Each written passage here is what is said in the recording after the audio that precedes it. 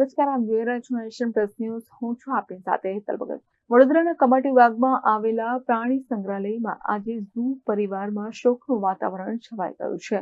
ઝૂની પ્રિય સિંહણ સમૃદ્ધિનું કોબ્રા સાપના ડંખ બાદ લાંબી સારવાર પછી દુઃખદ મોત થયું છે. કોબ્રાના દંશથી સિંહણનું મોત નીપજ્યું છે. કમાટી બાગમાં પિંજરામાં સિંહણ અને કોબ્રા વચ્ચે ચાલેલો જંગ કેમેરામાં કેદ થયો હતો, જેમાં કોબ્રા સિંહણ પર હુમલો કરે છે. ત્યારબાદ સિંહણ પણ કોબ્રાને પંજા મારે છે. આ જંગમાં કોબ્રાને પણ ઈજા થતા વન વિભાગની ટીમે તેને રેસ્ક્યુ કરીને સારવાર શરૂ કરી છે. પ્રાણી સંગ્રહાલયમાં સ્ટાફે સિંહણને બૂમો પાડી અલગ કરી હતી. ત્યારબાદ બીજા પિંજરામાં લઈ જઈને તેને તાત્કાલિક સારવાર શરૂ કરી હતી. કમાટી બાગમાં પ્રાણી સંગ્રહાલયમાં 5 દિવસ પહેલા સમૃદ્ધિના મોઢાના ભાગે કોબ્રા સાપે ડંખ માર્યો હતો, જેના કારણે તેને તાત્કાલિક સારવાર હેઠળ ખસેડવામાં આવી હતી. ઝૂના તબીબો અને સ્ટાફ દ્વારા સતત 5 દિવસની સારવાર આપવામાં આવી, છતાં સમૃદ્ધિ આજે અંતિમ શ્વાસ લીધા હતા. આ અંગે ઝૂ ક્યુરેટર ડોક્ટર પ્રત્યુષ પાટણકરે જણાવ્યું કે શેડ્યુલ 1 અને 2 પ્રાણી હોવાથી પ્રોટોકોલ મુજબ પહેલા પોસ્ટમોર્ટમ અને બાદમાં સમૃદ્ધિના મૃતદેહનું અગ્નિદાન કરવામાં આવ્યું. અમારા માટે આ દુઃખદ ઘટના છે. મૃતક સિંહણ સમૃદ્ધિને કોબ્રાએ ગળાના ભાગે દંશ દીધો હોવાનું પ્રાથમિક તપાસમાં જણાયું હતું. ત્યારબાદ તેના પોસ્ટમોર્ટમ સમયે ડાબા પગ અને ગાલ પર પણ દંશ દીધા હોવાનું જણાવ્યું હતું. પ્રાણી સંગ્રહાલયના સ્ટાફે ऑटोप्सी કરીને पोस्टमार्टम की प्रक्रिया शुरू करी थी.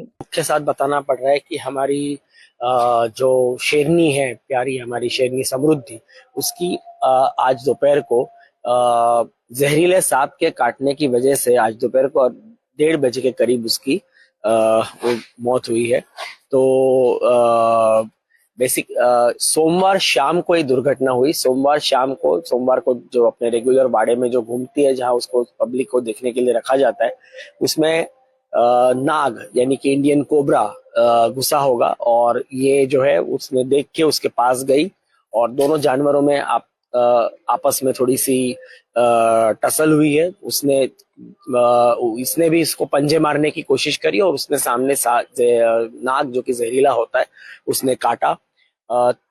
हमारा नसीब अच्छा था कि तुरंत हमें पता चला ये किया और इसीलिए उसको अलग करके उसको वापस जो उसका रेगुलर कीपर है उसने बुलाया.